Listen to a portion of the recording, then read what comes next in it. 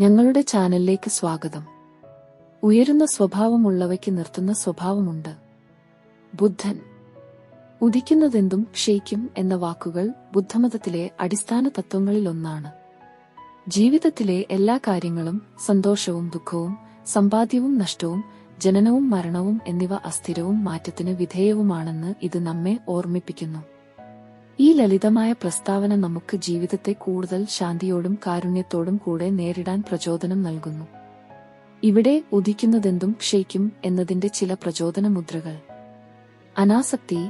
എല്ലാ കാര്യങ്ങളിലും ഉള്ള അമിതമായ പിടിവാശി വിട്ട് കാര്യങ്ങളെ സ്വാഭാവികമായ ഗതിയിൽ സ്വീകരിക്കാൻ ഇത് നമ്മെ സഹായിക്കുന്നു. നമുക്ക് നിയന്ത്രിക്കാൻ കഴിയാത്ത കാര്യങ്ങളെക്കുറിച്ച് വിഷമിക്കുന്നതിനു പകരം നമുക്ക് നിയന്ത്രിക്കാൻ കഴിയുന്നതിൽ ശ്രദ്ധിക്കാനും പ്രവർത്തിക്കാനും ഇത് പ്രചോദിപ്പിക്കുന്നു.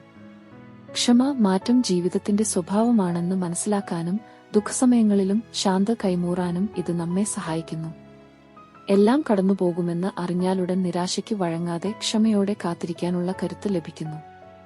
കാരുണ്യം. അസ്ഥിരത ഓർമ്മിപ്പിക്കുക വഴി എല്ലാ ജീവജാലങ്ങളിലെയും ദുഃഖം മനസ്സിലാക്കാനും അവരോട് കാരുണ്യം കാണിക്കാനും ഇത് നമ്മെ പ്രേരിപ്പിക്കുന്നു.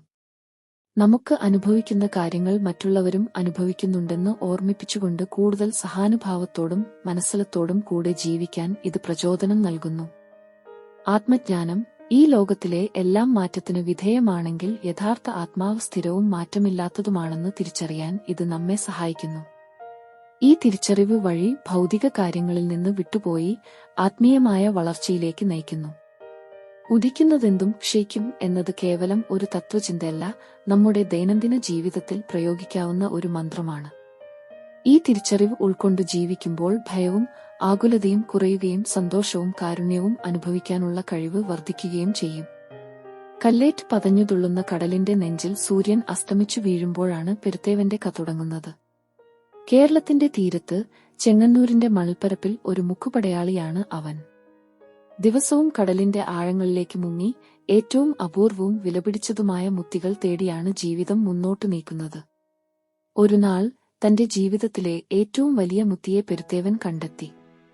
കടലിന്റെ ഹൃദയഭാഗത്തുനിന്നും പ്രകാശിക്കുന്ന തിളക്കം അവനെ വിസ്മയപ്പെടുത്തി. അത്രയും വിലയേറിയ ഒരു രത്നം കിട്ടുമെന്ന പ്രതീക്ഷയോടെ അവൻ അതിലേക്ക് നീന്തി. പക്ഷേ എത്തിനോക്കിയപ്പോൾ കണ്ട കാഴ്ച അവനെ ഞെട്ടിച്ചു. അത് മുത്തിയല്ല, ഉരമ്പിനിയായിരുന്നു. തിരമാലകൾ അടിയോളിച്ചിട്ടും പൊട്ടാത്ത ഒരു സുതാര്യമായ അമ്പിനി. നിരാശയോടെ പെരുത്തേവൻ അതിനെ കൈയെടുത്തു. ഉടനെ തന്നെ ആ അമ്പിനി തന്റെ രൂപം മാറ്റി നിറങ്ങൾ ചിറകിനുണർത്തി ആകാശത്തേക്ക് പറന്നു. ഒരു പ്രപഞ്ചകഥ പറയുന്ന ഒരു കടൽപക്ഷി. അന്നുമുതൽ പെരുത്തേവന്റെ ജീവിതം ഒരു തിരിച്ചറിവിന്റെ യാത്രയായി മാറി. കാലങ്ങൾ കൊണ്ട് കരയിലേക്ക് എറിഞ്ഞ ഓരോ മുത്തിയും ഒരിക്കൽ കടലിന്റെ ഉളത്തൊടിയിലെ ഒരു ജീവനായിരുന്നു എന്ന് അവൻ മനസ്സിലാക്കി. അവയെല്ലാം കടലിന്റെ ഹൃദയത്തിൽ നിന്നും ഉദിച്ചു, ജീവിച്ചു, ഒടുവിൽ അതേ കടലിൽ തന്നെ മടങ്ങി. എല്ലാം മാറ്റത്തിന് വിധേയമാണ്. നഷ്ടങ്ങളും നേട്ടങ്ങളും സന്തോഷവും ദുഃഖവും തിരയിളകൾ പോലെ വന്നുപോകും. നമുക്ക് ചെയ്യേണ്ടത് കരയിലിരുന്ന് ഓരോ കടൽച്ചില്ലിനെയും ആസ്വദിക്കുക എന്നതാണ്. അന്നുമുതൽ പെരുത്തേവൻ മുങ്ങിത്തേടിയത് മുത്തികളല്ല, കലിന്റെ കഥകളായിരുന്നു.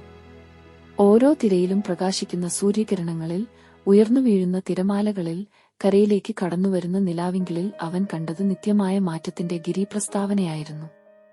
ഉദിക്കുന്നതെന്തും ക്ഷയിക്കും എന്ന തിരിച്ചറിവ് പെരുത്തേവന് ഇനി വെറും തത്വചിന്തയല്ല, ജീവിതത്തിന്റെ താളമായിരുന്നു.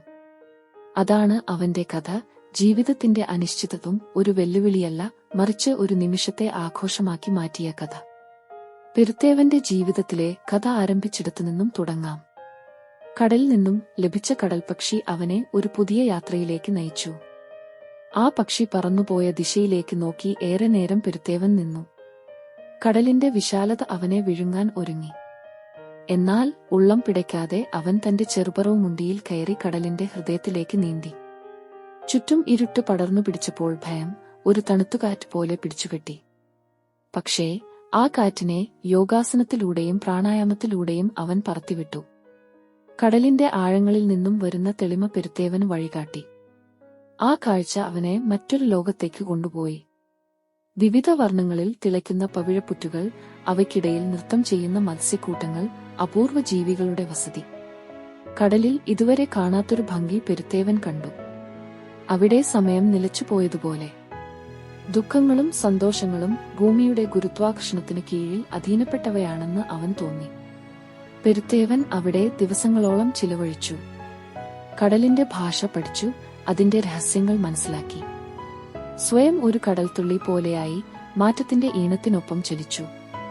ക്രമേണ ആഴങ്ങളിൽ നിന്നും കരയിലേക്ക് തിരിച്ചു വന്നപ്പോൾ പെരുത്തേവൻ മറ്റൊരാളായിരുന്നു. കരയിലേക്ക് ആരും വരാത്ത കനോലികളിലൂടെ നടന്നു, ജീവിതത്തിന്റെ കാൽപ്പാടുകൾ തേടി.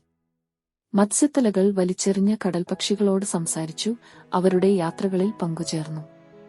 മൺതട്ടിപ്പുഴുക്കളുടെ നിർമ്മിതികൾ ആസ്വദിച്ചു, അവയുടെ നിശബ്ദ പ്രയത്നത്തിൽ നിന്നും പാഠങ്ങൾ പഠിച്ചു.